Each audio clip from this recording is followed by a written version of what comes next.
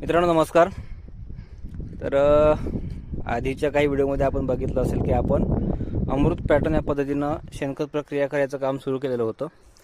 आता शेणखत प्रक्रिया सुरू करून आपल्याला जवळपास 1 महिन्यापेक्षा जास्त कालावधी झाला आहे. म्हणजे आपण 31 मार्चला या शेणखतावर जे जैविक खतं आहेत ज्यामध्ये रायझोबियम, ट्रायकोडर्मा, PSB आणि ॲझोटोबॅक्टर तर हे घटक टाकलेले होते आणि त्याआधी आपण याच्यावरती 10 ते 12 दिवस पाणी पण चांगलं मारलेलं होतं.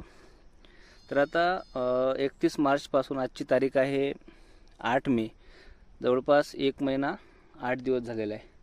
आणि आपण बघू शकता हे जे शेणखत आहे याचा रंग पण बदललेला आहे आणि कुठे कुठे काठावर हे असं बारीक तुम्हाला झालेलं दिसत असेल.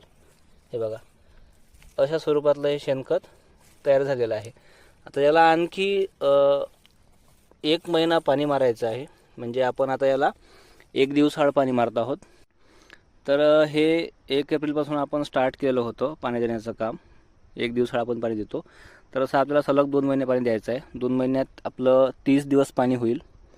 आणि ही जी शेणखताची प्रक्रिया आहे ही पूर्ण 90 दिवस आपण राबवणार आहोत. 60 दिवसानंतर आपण पाणी द्यायचं काम बंद करणार आणि पुढचा 1 महिना मग ते परत प्रक्रिया होण्यासाठी आपण त्याला ठेवणार.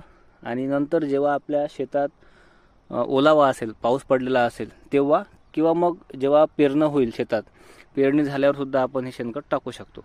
तर आता बऱ्यापैकी हे जे शेणखत आहे हे बारीक झालेलं दिसतं, असं पत्तीसारखं. तर याला आणखी काही दिवस लागणार आहेत. आता हा 1 महिना आणि 8 दिवसच झालेले आहेत. परत हा जो मे महिना आहे हा पूर्ण गेल्यावर आपण याचं एक अपडेट घेऊयात. धन्यवाद.